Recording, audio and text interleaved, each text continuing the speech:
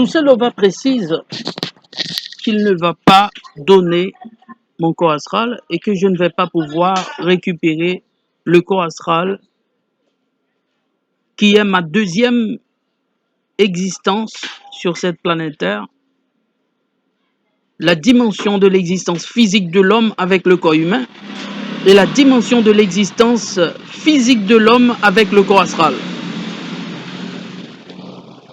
Nous avons fait une revue de littérature scientifique de la question sur le problème que nous traitons, le corps astral, et le docteur Charles Webster Leadbeater a écrit un livre titré L'homme invisible avec le corps astral de l'homme et l'homme visible avec le corps humain. Et mon corps astral est ma dimension physique en termes d'existence sur Terre que Toussaint Louva détient et dit qu'il ne va pas remettre, que je ne vais pas pouvoir récupérer, que je dois mourir.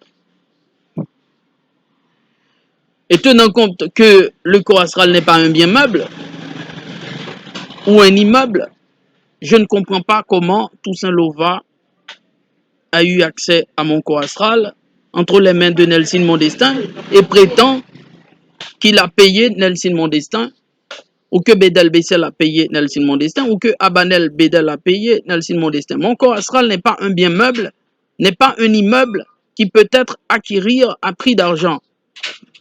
Comme vous faites aussi des trafics d'organes, vous pensez pouvoir détenir mon corps astral comme bien meuble ou immeuble. Mon corps astral n'est pas un bien meuble ou un immeuble. Ce n'est pas un zombie, comme quelqu'un a posé la question. Le corps astral n'est pas un zombie. Il faut juste taper corps astral sur Internet, sur Google, pour avoir toutes les informations, les écrits scientifiques sur le corps astral. Il ne faut pas choisir la médiocrité de l'ignorance au 21e siècle. Vous n'êtes pas des analphabètes. Vous connaissez votre corps astral et vous dites, est-ce que le corps astral, c'est un zombie? Cela veut dire que vous choisissez la médiocrité de l'ignorance en supposant que votre corps astral, c'est un zombie. Or, je viens de dire, et j'avais publié les écrits scientifiques sur le corps astral, disant que c'est la deuxième existence physique de l'homme sur Terre. Le corps humain n'est pas la seule existence physique de l'homme sur Terre. Le corps humain et le corps astral, les deux existences physiques de l'homme sur Terre et de la femme sur Terre. Les docteurs en droit, en psychologie, en sociologie de l'université Harvard, MIT, Sorbonne et dans les plus grandes universités du monde. Qu'un médiocre